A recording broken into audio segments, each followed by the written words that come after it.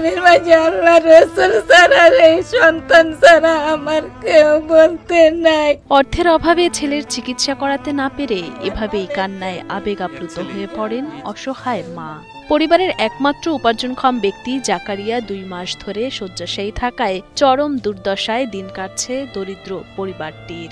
কষ্ট করে আমার ছেলে মাঞ্জা ভেঙে গেছে, আমি চিকিৎসা করতে পারি না, কেউ নাই আমার ছেলে ছাড়া আপনার কেউ নাই, ছেলে আমার ভবিষ্যৎ।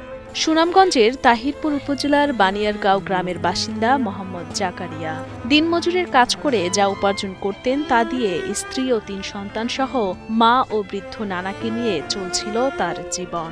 তবে 2 মাস আগে ঘরের সামনে থাকা গাছের ডাল কাটতে গিয়ে দুর্ঘটনার শিকার হন তিনি। সে সময় পরীক্ষা নিরীক্ষা শেষে জানা যায় মেরুদণ্ড ভেঙে গেছে জাকারিয়ার।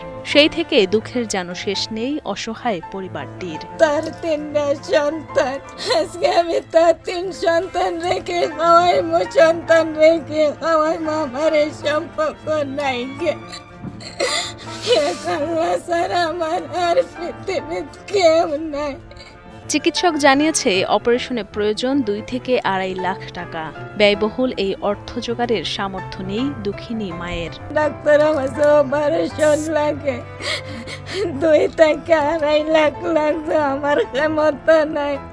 আমি 5 টাকা ভাঙবার কিছু মানুষের সাহায্য করে দিয়েছি, আমি পরীক্ষা সরীক্ষা করাইয়া আমি ঘুরাইয়া আরেকবার বাড়িতে লইয়া আইলাম।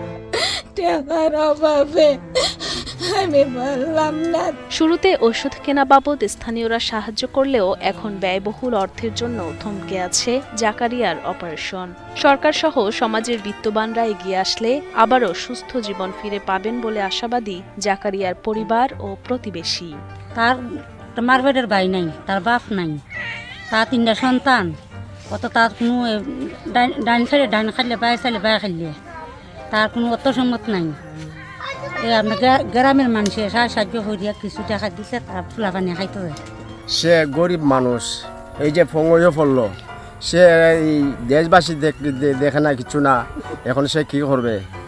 তাকে আপনারা যদি একটু সাহায্য করেন খুব ভালো হতো। এক মার এক পুতেই হ্যাঁ, এই 3টা বাচ্চা, 2টা মেয়ে, একটা ছেলে।